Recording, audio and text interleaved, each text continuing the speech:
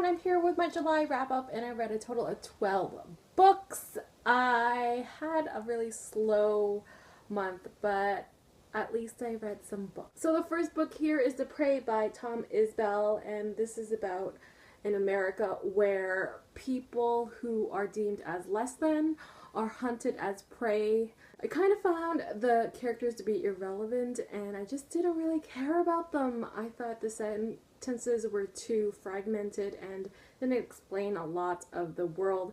I gave this one a 1 out of 5 and unfortunately I DNF'd it at 43%. More Happy Than Not by Adam Silvera. I've been hearing a lot of buzz about this one. This book kind of blew me away. I loved it so much. It's basically about that movie, The Eternal Sunshine of the Spotless Mind with Jim Carrey, but this is like the YA version.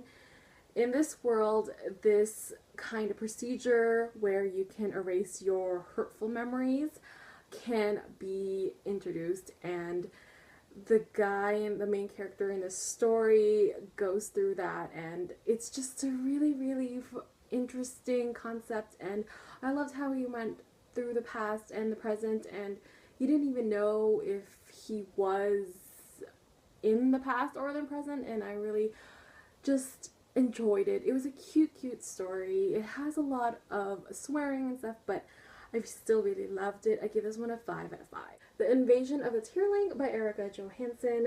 I really like this one as well. It has a little bit more backstory, and I kind of thought this would have been better as the debut book instead of the sequel, because this one, it kind of felt like it was a filler book. It explains a lot more of the world and where and how everything came to be. There's also dual point of views from two different characters. Our main character is still the queen, and another character who is introduced is set in like the past. I actually found out that this book is set in the 24th or 23rd century, so everything is kind of mixed in and has like that medieval time, and it has also a lot of technology, which is really weird, but at the same time I can understand how this world was set to be. I give this one a 4 out of 5. This is All It Takes by Sadie Monroe. The author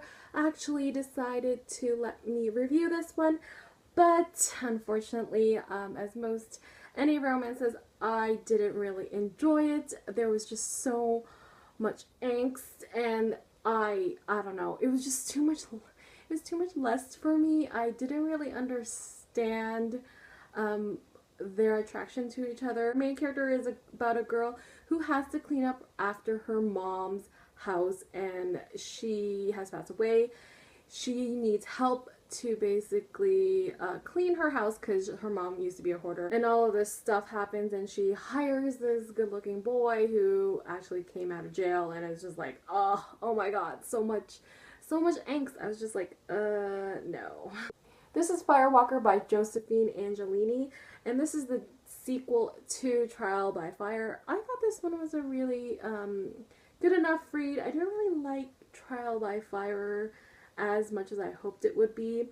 It still has all those alternate realities and mystery, but I like this one so much more because there is less romance, and I thought the romance in the first book was too, it was just too much.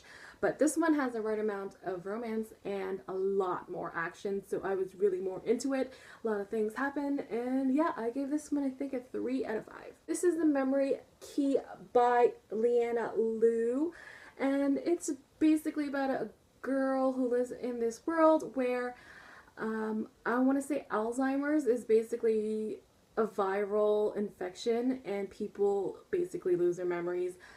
So they have this memory key implanted into their brain, and they end up remembering their whole lives, but hers has to be replaced because it ends up being broken, but she doesn't want to get it replaced because it has all the memories of her dead mother. I thought it was going to be something different. I actually wanted to DNF it. It was dragged on so long. I had to get into like 65% for something to happen, but after that I was just like, oh, I want to get over with this book.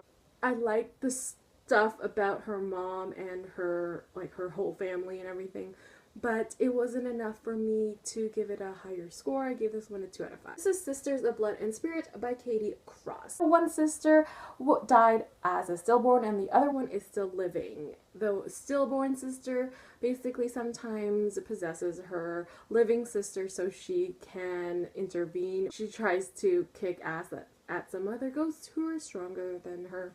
I thought the story was very interesting. It was very, very action driven, and I like the fact that she is this different type of character who isn't popular. She's kind of a loner and she tries to befriend people. She's very, very feisty. I thought she kind of reminded me of Buffy the Vampire Slayer, but not vampires, just kicking ass at ghosts. I thought it was a very good read. There wasn't a whole lot of romance, so I liked it. It was a little scary at times, and I had to be, kind of kept me awake at certain points. I gave this one a 4 out of 5. This is Sea of Shadows by Kelly Armstrong, and I'm so glad I actually ended up picking this one up. It's been a while. This has been on my shelf. I'm so sorry. But I read it and I loved it, and it was really, really great. There are a lot of things that have left open, and I have a lot of theories about it. The only thing that I didn't really know is that I don't know if it's set in Japan, because the main characters, who are twins by the way, have fair skin and have fair, like, light hair, so I guess it's set around Japan. I don't really know. I know that her main love interest is Asian or Japanese, but I liked the mythical elements that she portrays, and the story just kept flowing, and I really, really enjoyed it. I gave this one a 4 out of 5 as well. This is Ugly Love by Colleen Hoover, the book that everyone was talking about on, like, Twitter and Instagram, and then I saw the trailer for the movie. I don't know if it's going to be made because I don't think they made their goal, but I thought it was interesting enough to get it, but I was really disappointed with this one. There's just too much obsession and addiction with each other. These two drove me up the wall. Even though that it started to get a little bit better, I just felt that these characters were too obsessed with each other. It wasn't very healthy at all. And then at that ending, I was just like, what? You've known each other for how long and that happens? Nuh-uh. I give this one, I think, a 2 or a 1 out of 5 because I was really disappointed. The Book of Negroes by Lawrence Hill. Oh, this one was incredible. The writing is just, it just pulls you in and it just keeps you there, and you're just, oh, what's gonna happen? It's just, it flows very, very well, and you're just addicted to the writing. I pretty much devoured this. It's pretty big, but it's a fast read, and I loved it so much. This, I don't know what to say about it except that it's just so good. I gave this one a 5 out of 5.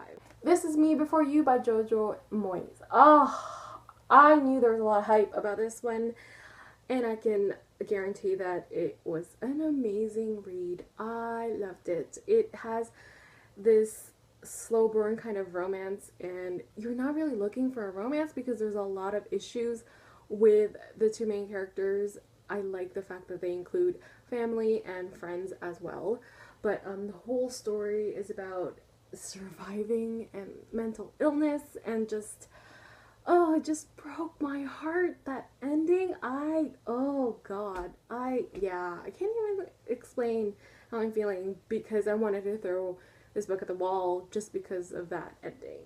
Yeah.